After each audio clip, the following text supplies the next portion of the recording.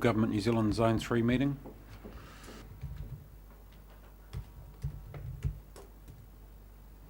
Any other, Peter? Yeah, I have three, Chair. Clive River, Hamoana Lagoons, and Field Trip Central Hawke's Bay.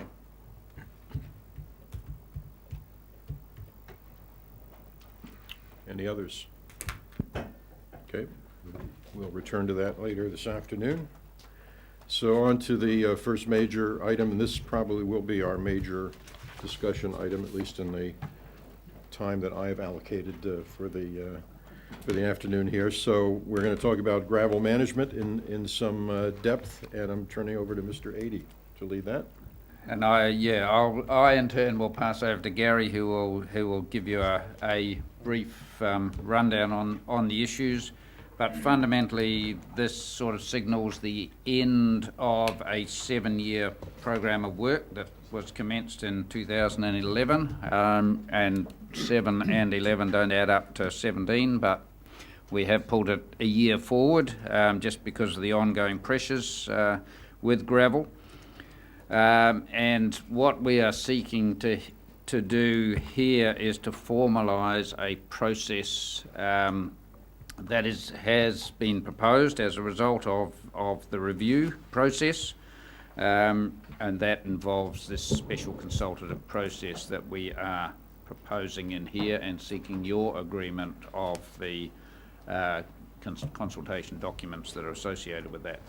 But probably best if just to give you a bit more background, Gary can work through a quick presentation from him, and then happy to sort of answer queries. Good afternoon, everybody. I'm going to take you through a very quick presentation. It'll really only cover a few of the salient points, but I'm more than happy to answer any questions. It's certainly a process that's been going on for 6 years.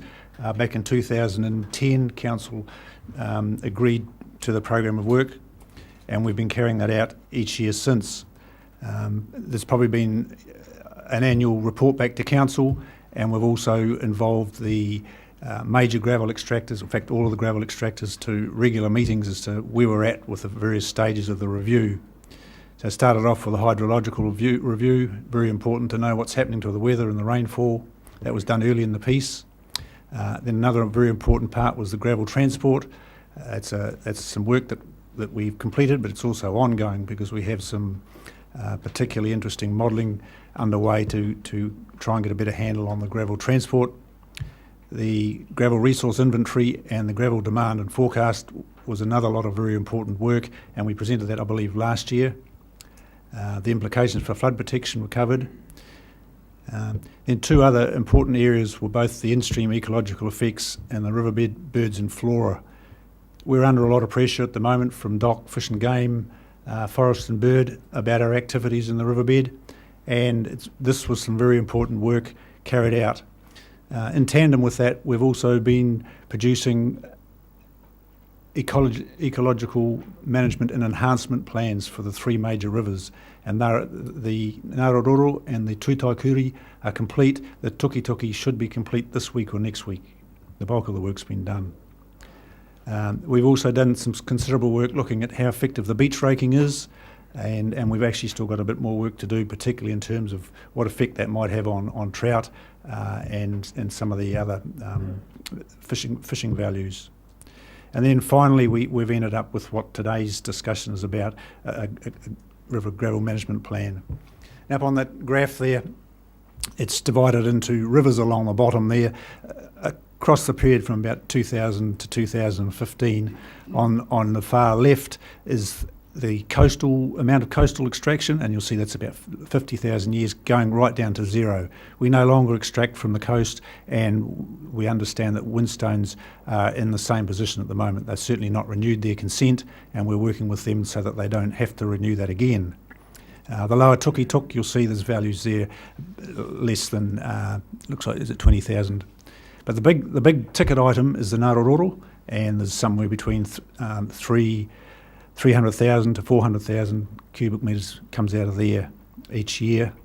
And then going right across the other side there, you'll see the Upper Tukituki and the Waipawa are the next biggest sources.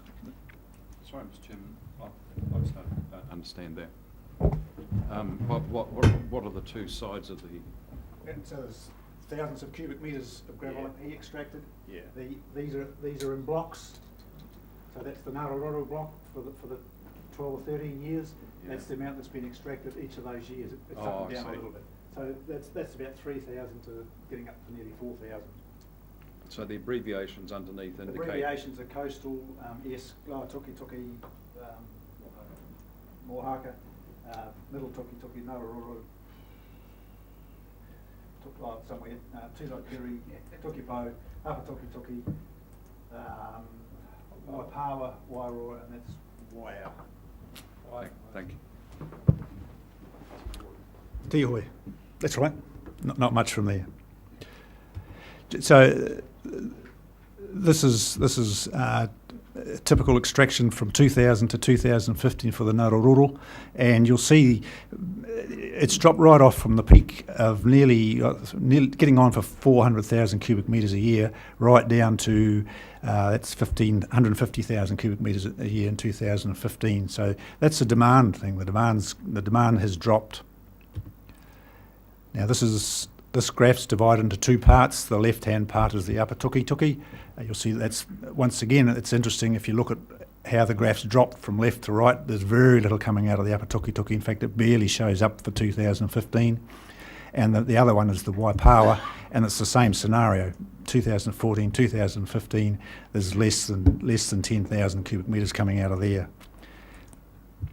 And this is a significant problem for us because we have issues there with channel capacity. This is just another graph of the total river extraction volumes, cubic metres per year across the whole region. I think it might exclude coastal, but you'll see it reached a peak of just under 800,000 cubic metres back in 2004, and it dropped right down in 2014 to just under 400,000. So it's one of those things where it's up and down. Now, in terms of supply, we've made an estimate of what is there coming down through the system, what's sustainable on the Narororo. It's probably for the next 16 to 25 years, depending a little bit on what happens. There's about 300,000 cubic metres per year, and that's not enough to keep the industry going. There's 14,000 cubic metres on the Tutaikuri, which is not a big amount, but there's a small amount there. On the Tuki Tuki, the lower Tuki Tuki is in deficit, so there'll be no extraction there other than for maintenance purposes. The middle Tuki Tuki, there's vast quantities there, it's in the millions of cubic metres. And the upper Tuki Tuki, there's between 50 and 65,000 cubic metres per year. We could easily get out of there. Likewise for the Waipawa, there's somewhere in the vicinity of 100 to 200,000 cubic metres per year. So the trick will be trying to get extraction out of those southern Hawke's Bay rivers. And at the moment we don't have any good solutions, but we believe that the process we're going down will enable us to better direct extractors into that area than we currently can under the existing way we allocate and consent gravel. So just some of the key issues, and there were a lot of them in the course of the study. We need to maintain the channel capacity. That's absolutely essential. There's areas in the southern rivers where we haven't got that channel capacity. We're losing ground to the oversupply of aggregate. Incidentally, when we talk gravel, we actually mean sediment, which is sand and silt, gravel being the major component though. There's the issue of short-term consents versus long-term consents. The bigger extractors have always said to us that it's, in terms of their business management, the way they run their business, they would much rather have a long-term consent. The difficulty under the current process is the hurdles to get a longer-term consent are a lot harder than they currently are required to do. And so if this is all heading to us taking global consents, and if we do that, a lot of that work is done for them, so there's a benefit there. There's avoiding and mitigating the environmental effects of gravel extraction, including beach raking. We certainly need to look more closely at some of those effects. And I've mentioned the oversupply of gravel to the southern rivers. There's a supply shortage and a sustainability issue, particularly in the Narororo, which is our main extraction area, and so we need to manage that carefully because it's closest to the market there, and good quality gravel And just the other part that came up was we probably need to have better understanding of the both the local authorities and the roading authority on whether or not they can change some of their roading specifications to perhaps use some of the poorer quality aggregates instead of using all of the high quality ones. So, okay, that's a summary of that. So the key proposal out of all this is that Hawke's Bay Regional Council becomes the consent holder for all the gravel extracted in the region. Now, we're defining that mainly from the central and southern region. We're not looking at doing that anywhere in the northern region, so that excludes the Mohaka and the Nuhaka and any of those rivers up there for now. But it includes the Esk, the Tutaikuri, the Narororo and the Tokitoki, including all of the Ruataniwha tributaries. And we're looking at going from the coast to more or less, let's just say the foothills, but it's where the braided river system or the gravel runs out. Now the reason for that is, even although some of the areas we're not currently extracting or there's only small amounts, it's better that we have if we're controlling the consents or we have a consent for the area, it makes it easier for us to issue authorisations just for small one-off lots. Someone wants a couple of truckloads, getting an authorisation is just a matter of filling out a form. Whereas if we didn't include it in our consents, those small operators would be coming in and having to apply for a full resource consent and go through the full procedure there, along with assessment of effects and whatnot, which is often beyond their capabilities. Just the process quickly, and you can't see it up there, but it's in the top box, or you may not be able to see it. If you've got less than a quarter of a cubic metre of gravel, you can help yourself. There's no issues there. If you're going to extract from an area where Hawke's Bay Regional Council holds the authorisation, you need to apply for a gravel authorisation, so that's on the left-hand side. That will be a reasonably quick process, and then you will be directed where to extract gravel from. If you don't want to extract it from an area where we have authority, you will have to apply for, or the extractor will have to apply for their own resource consent. And in this process, none of it stops the extractors from applying for their own resource consents.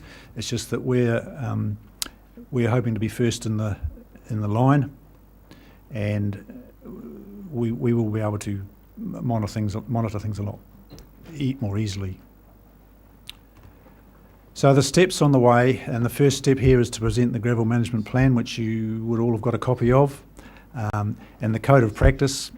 And to that meeting. Now the code of practice is outdated. It goes back to 1999. It doesn't include quite a few things, and there's been a lot of changes. One of the significant changes of this code of practice is it has as a means of compliance the ecology management plans that we've already prepared. So that's a big step forward in terms of looking at a lot of the ecological matters that come up from time to time. We'll be seeking approval for a special consultative process, and that's spelled out in your paper. And as a result, we'll then finalise the gravel management plan. Incidentally, there's a small typo in one of your papers.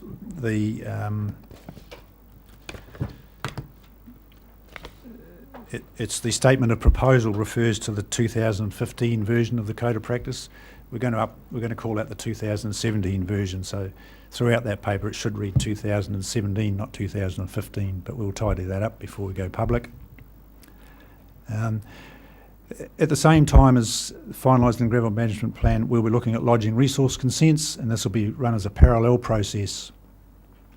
Then we'll begin the special consultative process with formal public notice, advertisements, public meetings, meetings with iwi, and that'll be both on the gravel management plan and the code of practice. Then we need to receive submissions, and we'll hold a hearing, and at the end of that there will be some recommendations. We'll come back to this council to get them to adopt the GMP, and we'll complete the consent process while we're at it. And just so that we have time to room to move, we're leaving the process exactly the same for the 2017-2018 annual allocation round. And I think that's it. Thank you, Chair. Can you just clarify for me, either Gary or Mike, if you look on page 6 where the three options are stated, option 2 says all gravel extraction resource consents are held by HBRC asset section, but then below it says in all Hawke's Bay rivers. Can you clarify, would option 2 be all resource consents or just resource consents relating to rivers? Well, yeah, the difference between option 2 and option 3 is that option 2 is all of the rivers, and we're not proposing all of the rivers here. And it would be, yeah, for gravel management. It's certainly not for coastal, no. No, I'm not talking about yeah. coastal, I'm talking about land as well. No, the land is driven by land use consents under mostly a district plan, I think. Where's Rena? You can, yeah. It's a territorial local authority issue under their district plan that is the land-based. So land-based extraction is not something we've got any control over under any circumstances? Not directly, Gary. No, not directly. That like it would Yeah. predominantly be Hastings District Council. We do have some say when it's land-based extraction right next or in a river corridor, because we can get that happening. Right, okay. That's been dealt with through an agreement between ourselves and the local authorities, so that the silt component of what we take out of the rivers is included as an activity in agreement between the councils, recognising so- it's in a river. Right, okay, so I completely get the concept of this, which is giving us a greater measure of control over where gravel gets extracted so that we can environmentally manage better than we can under the current regime. That makes complete sense to me. But if we don't have control over all sources of gravel, which would include land as well, what is the risk here that the commercial extractors will just go for the easiest option and not take anything out of rivers because we're directing them to drive another 20 kilometres or whatever, compared with just land-based extraction? That is a risk, and it's one that we've had to face all the way through, and our process has been to bring the gravel extractors along with us. And incidentally, the easiest extraction at the moment is the rivers. So for them to go land-based is not that easy, and there's really good quality gravel as well. So the secret is working with the gravel extractors. We need them. I completely get that, and that's what worries me, because our primary concern here is to try and clear the rivers of gravel as best we're able at no cost to us. But if this policy then forces a different behaviour or encourages a different behaviour on their part, it's not going to achieve our objective. And I'm wondering whether it's possible for us to work more closely with the TLAs to try and effect what we want to achieve out of this. Just the policy itself, we've worked through understanding that potential risk. The risk really of extractors going to land base is more in how we implement this, and particularly we are well aware of the costs of extracting from the upper Tukituki rivers and transporting down to the local market, and that is an issue that we need to work through very carefully with them. And you know, we've talked to them to some extent with this. What we are hoping to be able to do under this process is actually to go to them with a competitive tender, and the tender is almost a reverse tender, because potentially we would be in a position of subsidising, so we would be paying them to extract it out of the upper Tukituki River rather than and bringing it here for their market. So that gives us all of those options, and yeah, we are well aware of that particular risk. But in saying that, to go to a land-based thing, as Gary has said, or consent, going to a land-based extraction site is quite a significant upfront cost for them, not only land purchase but gaining consents from local authorities. Yeah. Okay, so sorry, just one more question, Chair.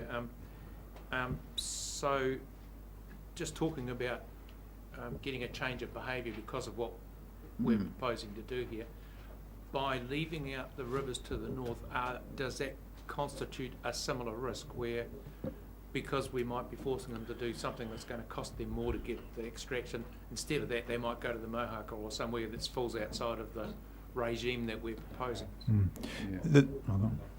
The northern rivers are not in an area where we have schemes like scheme stop banks, so flood protection is not a big issue in those rivers.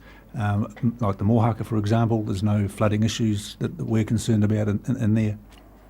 It's also, Yeah, but it might be a lot cheaper for them to get the metal from there, which is not what we want them to do. That's my point. Yeah, but they're a long way from the market up there, so they, yeah. the northern area is actually distinctly different. There is a divide between here and Wairau. The bulk of that extraction occurs out of quarries and land-based activity at this and has done for a good number of years. There is only a small amount taken out of rivers which are sort of available at certain times. As Gary said, it's a preferred source because of its quality, but it is a very small element of the total that's taken out of the Wairau area. So they are already well ensconced and have a long history of land-based and quarry operations. Just a quick small query. Did I read your chart correctly where it says more than 0.25 of a cubic metre, which I presume is a trailer load?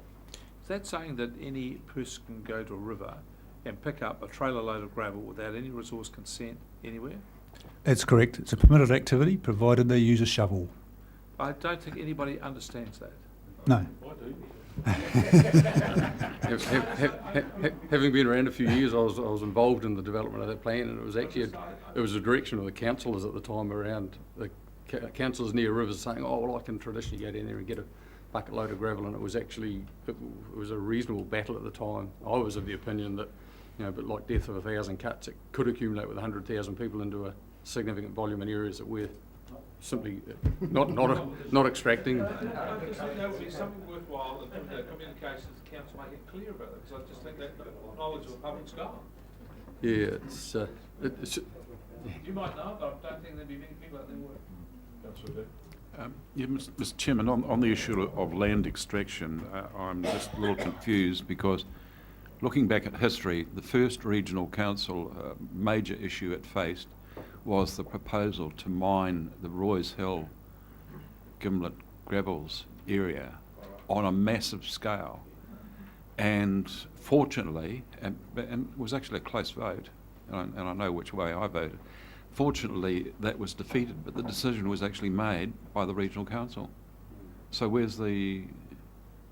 how does that fit with this notion that we don't have jurisdiction? That was on the basis that the area that they were looking to mine was land owned by us, so it was part of the recharge and the remnants of the land that we own in that immediate area. So it was Fraser Shingle in its day, so Wholesome's as we know it at the moment. It was land associated with our interest and ownership in that particular area. So it was only the fact that we had ownership. That's right. And, I see. and Okay. to perhaps help Councillor Bevan's query, it was through that process that we then had some helpful words introduced to the other councils' district plans around encouraging and ensuring that gravel-based, river-based sources would be, encouraged and used first and foremost. Right. And I think a second element of that is that, never to say that there's still not land-based sources, but they're certainly not the quality that you get out of the rivers and the easy access. And it's also, that was the one that sprung to mind, is that those sources that were seen before Gimlet Gravels and all the high-value grapeland that was considered waste riverland, that was the areas that were being targeted, which were close to and adjacent to the river, so we're an easy land-based source of almost the same sort of river alluvium. So the pressure on that land, and certainly development in the last 20-odd years in grape interests is, I suppose, put an additional lid on that issue for us. So councillors, you also do have the ability to submit to district plans, so as the district plans are being developed, you can make those sorts of views around how gravel's managed, land-based, known, and you have all the rights of the RMA before you to do that. Thank you. I have 4 questions. I'm going to pick up on the Councillor Bevan's comment first. Question. and that's around changing the behaviour of the extractors. If we go ahead with this, and perhaps I'm addressing you, Graham, on this, how do we, so when the decision's made, all right, yes, we own this consent and we're going to direct you there, but that direction is only as good as the staff member making that direction. And my question relates back to the 30,000 cubes that came out of Central Hawke's Bay, and the staff member directed the extractor to a point close to where the work activity was being done, where, as I said at the time, 5 k's upstream would have made a significant impact to the gravel aggregation going on there. So how do we make sure that this is going to be effective in terms of directing to the activity?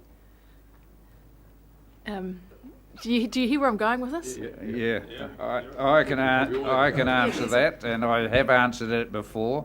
That would have added $100,000 to Central Hawke's Bay ratepayers' bill, because that would have been the cost of of transport of that. So, you know, we are here to work for all of the ratepayers. We've got to take that into account. It's not just regional council; it can be Central Hawke's Bay. And that staff member made a decision on that basis, and I would probably have supported it had I been asked, basically. I'm just looking at the overall effectiveness when there's a large quantity, and are we actually going to achieve what we're setting out to achieve? I'll just add to that. We have had discussions with the gravel extractors, and some of it's commercially sensitive, so I don't want to go into details now because we haven't ruled it off, but the aim is to work with them, and I think you used the expression, what you described them as bringing them into line or something like that. I don't think that's quite right. We are working together on whatever the word was. But yeah, so we have had some really useful discussions with them over alternatives, and their main concern is that everybody is treated fairly, and we have some ideas along there that we'll see what happens in the future. You hear the concern. All right, and my second one, I'm going to the attachment page 52 and points 8 and 9, where there's we're looking to, it appears to me, rate the Upper Tookie scheme for gravel extraction in the future, and I'm wondering why we would look to rate the Upper Tookie scheme when this, I would see, could be arguably a region-wide issue rather than just an issue for the Upper Tookie ratepayers. That really is potentially a decision of council. I mean, the Upper Tookie scheme, as it is now, is not able to, has not included in its funding for gravel extraction. And, you know, if the principle is the benefit should lie where it falls. If the additional extraction down there costs additional money, and it will do, then that really is a benefit to the Upper Tookie ratepayers. So that's the principle. You know, that conversation can be had and discussed as to whether it is a public good or not. But I mean, it when would that discussion likely take place? Well, it would have to be as part of the consultation process through here, and part of the consultation process is that we do talk to the Upper Tookie ratepayers, and there's absolutely no reason why they don't put a submission into on that basis. Because there was quite a degree of sympathy around the table for that situation. Yeah. So that would be the process I would suggest, yeah. Okay, two more. The long-term page 53 in the big document. It is recommended that within the next 10 years a mid-Tookie flood scheme is set up and maintained. That's the first I've heard of that. I just wonder if you can explain. Are we doing another flood protection scheme, and if so, will we make it a flood and drainage, or?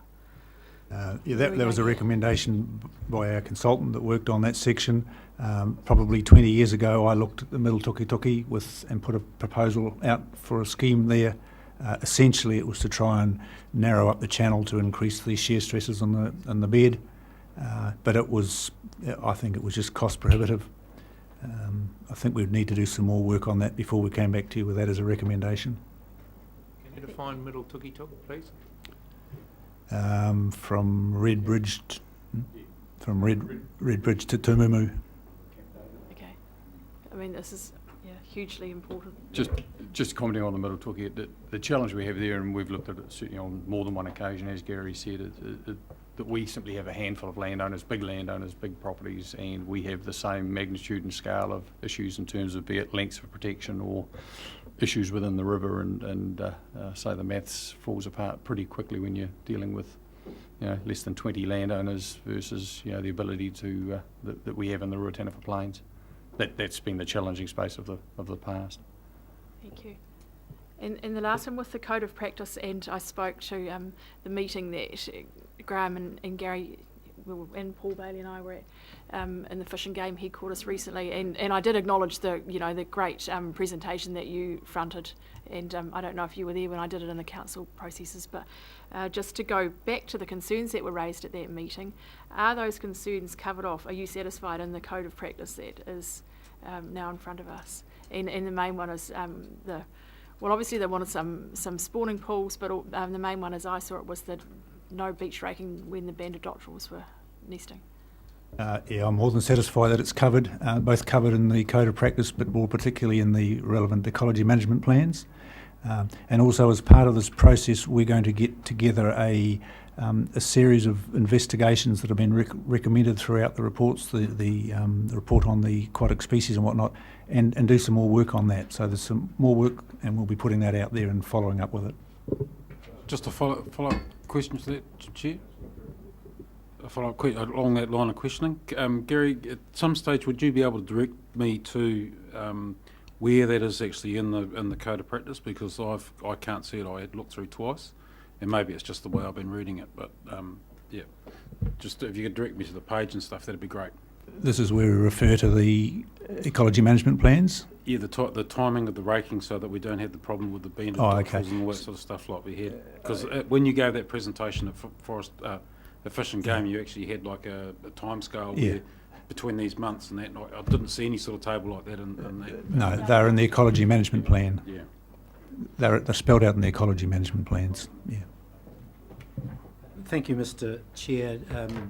Continuing on that line, and great to see the focus on ecological effects in the plan, which was noticeably absent some time ago. Can I ask a question in regard to the coverage of I understand the management plan itself relates to 4 river systems up to the Esk, including the Esk, is that correct? Correct, yes. Now the Environmental Code of Practice covers only those, and not the rivers north? No, it covers the region. It's a regional. It's a regional. Yes, it is a yes, regional yeah, coverage, yeah. And it covers all of our work, not just extraction. So turning to those, the expectation is those extractors in Mohaka and New Haka, for example, would be required to meet the terms of the Code of Practice. Is that correct? That's correct. Yes. Okay. Just a question in regard to beach extraction at Awatoto. Is that similarly covered by the Code of Practice? That will cease, or has ceased. It will cease at the end of whenever their consent expires. I think it's May. Yeah. So this May, their extraction ceases? Yes, because they haven't applied to renew their consent, so it ceases. They still have an option to apply for a new consent, and they're still talking about that, but I think we've convinced them that they shouldn't be. Notwithstanding that, does this plan and Code of Practice cover coastal extraction? No, it's for riverbeds. What Code of Practice and requirements are there on any potential extraction from the marine area? It'd be covered both in the coastal plan and on their consent conditions. Yes. So that's the extent of our policy around that. There's no specificity other than through the consent process. It's a specific consent process. Is that correct? That's correct. Although, no, I was thinking that under the coastal plan there is a reference to the Code of Practice. I think that's right, because we still do work down there. So there could be a crossover there if it's adopted once we've been through the process. Yeah, the reason why it is referred to in the coastal environment plan is because the coastal marine area encroaches up rivers to some extent, yeah. Yeah, Yeah. I can add to that, because I think the coastal marine area boundary does extend up the rivers. And it has been issues of us in the past, and I'm thinking about rock protection works we've had down at the lower end of the Tukitook River, where we had to chase additional consents because of that separation, so it wasn't deemed to be a river. So in fact, our code of practice and our permitted activity status was challenged because of the coastal environment. So it's Can I ask, though, for some guidance as to whether the coastal plan contains an equivalent degree of conduct, if you like, from an extractor in that zone? I'd need to check on it, but I'm reasonably sure that it refers to the Code of Practice, the 1999 Code of Practice, which is not specifically related to gravel extraction and it's not specifically related to the coast. That's my concern, perhaps, is we don't appear to have that degree of coverage for that environment. Is there scope to actually consider it as an addition to that, an amendment? Well, I'm just wondering, there would be very little, if any, extraction other than occasionally at the bottom end of rivers. So, in the coastal marine area, as we've said, there's Awatoto or Winston's will be ceasing their extraction at the end of May. With regard to renourishment of West Shore, that has ceased already. So there are no other significant extractors operating on the coast. Does that mean I can go down to East Pier and fill up my trailer with sand? That's a completely separate issue, and that is covered under the coastal management plan. Now, I can't tell you exactly what, but it's probably a similar rule to here, where you might be allowed some if you take a shovel down. Yeah, it's not part of this plan or this code that we're talking about. There is provision within the coastal environment management plan. Off the top of my head, I can't tell you or direct you where. Chair, just Thank you, Chair, and just like to support Neil in this, because up in Wairau, by Nuhaka, Tahanui is nowhere near a river, and it's on the coast. And that is a fairly big pit. So just around that too, I see, and very good work what you guys done there. But another question is, why is tangata whenua values left again at last? Out of all those, through the second slide of yours, up there, tangata whenua values are left again last. And why? Just from iwi's point of view. And just between Wairau, Waikaremona and Whakatane, we have something signed with Ngāi Tūhoi and all the regional councils around development of that road. And why aren't the northern regions of Wairau's rivers not a part of this? I can answer some of that. For a start, you are not correct. Tangata whenua were the first people we talked to on this. They may appear down on that list, but that is not the order in which we discussed this matter. So the first thing we did in this process was to hold a major hui to invite all hapu in this area that were interested in gravel extraction to attend. So that's that point. And since then, part of the scoping study included an annual amount for hapu or iwi liaison throughout this process, so that's been done. So every opportunity I've had to address various marae, I have raised the issue of gravel extraction with them. So they were first and continuous. Mr. Chairman, following on from that, can I just ask, the co-management, the principle of co-management, or a requirement, or is it voluntary? Where does that derive from? Co-management with iwi hapu. That is, well, that was part of our schedule of things to do. Gary, as he said, has done quite a lot of work on that, or with iwi. We have yet to agree or get anywhere near agreement on a framework for managing or for co-managing the rivers. That there are different views from different hapu all over the place. So that is a work in progress and will take some time to work through. It's not to say that we haven't given up on it, but there's a lot of work to be done before you would get anywhere near that. So co-management is certainly real potential and it is a must for the future, but to do that there needs to be some sort of consistent framework, and that is an ongoing conversation that we will be having with iwi groups throughout the region. So and maybe just answering your question, the road construction, and Blux Pit, which you were talking about, that is a completely separate consent, and as Graham said, that's where a lot of your quarrying does occur, so that will have its own consent, not included under this. But gravel resources in Wairoa are, north of the Mohaka, there is no good quality gravel for what would you call it, sort of road finishing, whether it be sealing chip or that sort of stuff. That's got to be imported. So, yeah. So the point I haven't had answered is there a requirement to co-manage, and if so, where does it derive from?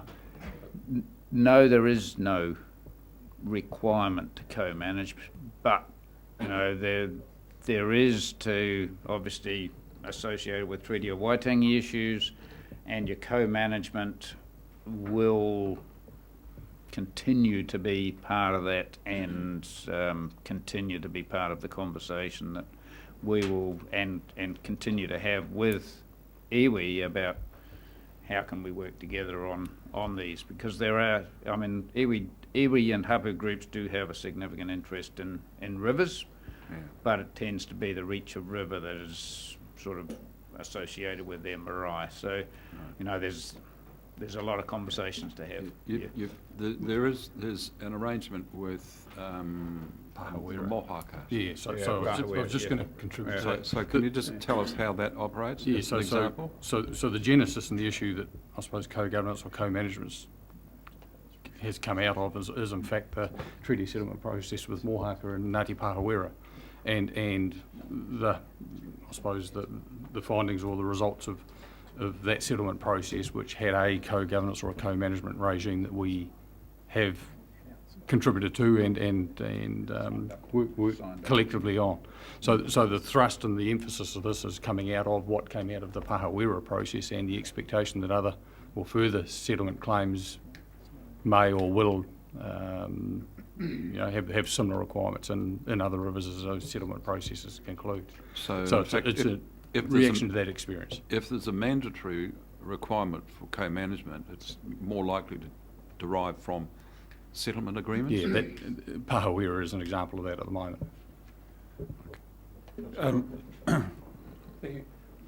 Just come back to the point that Neil was raising, and I hear in Neil's questions, I think, a concern that we don't have sufficient control or management over extraction on the foreshore in the way we seem to have on the rivers.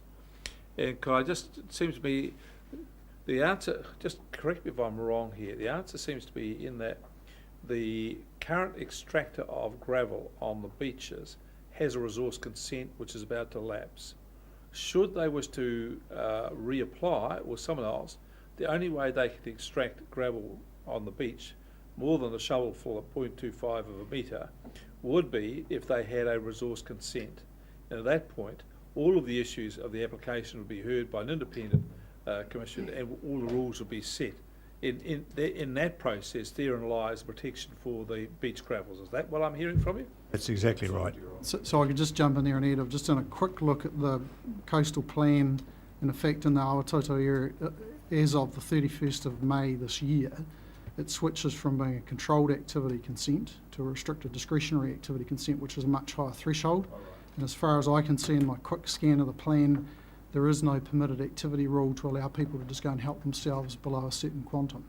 So, and even in the parade area and the Awatoto area, there are allocations. So it's more tightly controlled after May this year. Yep. Can you go, Gary, can I get you to go back a couple of slides to the one that was specifically Alan was talking about, where you had a list of dates and things where stuff had come up, or maybe it was going forward one. Second one? That one there. I'm sensing Alan's frustration here, because you've got down there tangata whenua values, initial work complete ongoing. It's like it's not been completed, whereas everything else has. And if we're going to go through with some sort of management plan, surely we should make sure that we have the co-governance issue nailed before we proceed to go out to consultation and whatnot. I think it's as important, if not more important, than a lot of the other issues that have been completed. And I kind of get that's where the frustration lies. So it'd be interesting to. I mean, I'd be interested in knowing what have been the sticking points that have stopped that work being completed. I mean, I know you've dragged it forward 12 months for one reason or another, and maybe that's been an issue in terms of timeframes. But you know, if there's some sort of roadblocks, well, then maybe we need to be doing something about getting over those roadblocks. I'm not picking any roadblocks up. It's just iwi have had a hell of a lot on their plate in the last 2 or 3 years with treaty settlements and the like. It has been quite a difficult process, and there is I couldn't tell you what a unified view is across all of the hapu. I haven't picked... Yeah. So really, you know, what do you do with some of these things? And it's not easy. Certainly the door's not shut on doing things, but I still think we need to proceed the way we're proposing, particularly now that we've sort of showed our hand, if you like. We need to get on with it. Those discussions would be part of this consultative. Definitely would be, yes, and I'd be looking to talk to the Regional Planning Committee, both the tangata whenua meeting before the 4th, is it, on the 4th and the 5th, to talk to it some more there. Could I just add to that? I take a slightly different view to Paul. If I saw on the thing there that they had been completed and the work is done, I would be alarmed. And that's exactly. And I think that's exactly the point I was going to make. Attention to page 12, where we have the recommendations. We have a mover in Councillor Graham. Is there a seconder of these? Barker? Discussion, would you like to say something? Oh, Mr. Chair, could I just ask one question before you move to the debate? Yeah, are you intending to alter the recommendations in any way? No. Then let's proceed. Well, I was just hoping to get an answer to a question. No, let's proceed. No, I don't have anything further to say. It's obviously a huge endeavour across our catchment, Gary, and I really appreciate the work you do. You're never going to get it right, and you're never going to make everyone happy. You just got to do and just forge ahead. So, yeah, I'm the mover. Interrupting gossiping on the side, Chair. You're well done, and I'm happy to move this. I endorse the comments that Councillor Graham has made and say the excellent paper. This is hugely challenging stuff, and I agree that you're never going to get it right. And every time that, in 5 years' time, people look back at it and say, well, we could have done better here, well, that's it. This is a really good effort, and I think people will have their views heard on this. It'll be great. Good work, Gary, great. Mr. Chair. Looking to speak? Councillor Hewitt? Thank you, and thanks for these papers. There was a lot of reading, so I certainly appreciate a huge amount of work has gone into them. And I'd just like to say, Greg, it's really nice that you're sitting here, because this is just one of the most difficult issues that I have had to face as a councillor, other than Ruataniwha. And so you've got a bit of a background to start off. But yeah, thank you to the team, and yeah, progress is slow, but we're getting there, aren't we? Anyone else wish to speak? Yes, I do, Mr. Chair. Thank you for that. And the question I was going to ask, which I was rudely denied the opportunity, was to contemplate the effects on the marine environment of gravel extraction. particularly around beach ragging, etc. But I can answer my own question, I think, by saying that there are likely to be substantial effects from sedimentation released in the very rapid way that arises when you extract gravel and or rake beaches. The consequences are likely to be significant in the marine environment for all sorts of reasons, particularly in breeding stock, for our seabound aquatic environment. And I notice that that is not an issue of concern from 1 to 13. I wonder whether it would reach the table, because we can't see it, all we see is a deep blue ocean, that it's not likely to receive an issue number beyond 25. And that's of concern to me. I would raise this issue because I think this is indicative of the way we have worked in the past with regard to our management of terrestrial activity, is that we have little regard or seem not to want to take into account the consequences of doing the things we do on land. And the things we do on land, such as pumping sewage or extracting gravel and putting sediment out, are likely to be significant. I would have thought that consideration of the marine environment should have been and ought to have been a significant part of a gravel management review. For example, are there breeding implications for particular times of the year which we could mitigate if we were to extract or rake beaches at other times of the year? So those sorts of questions, I think, ought to have been a consideration in this review, and I'd look forward to future plans coming to the table which do consider the whole environment as opposed to the parts that we are economically attached to, and we're determined to maintain our economic return. Any other speakers to this? I'll put the motion. All those in favour? Opposed? Carried. We'll move on to agenda item 7.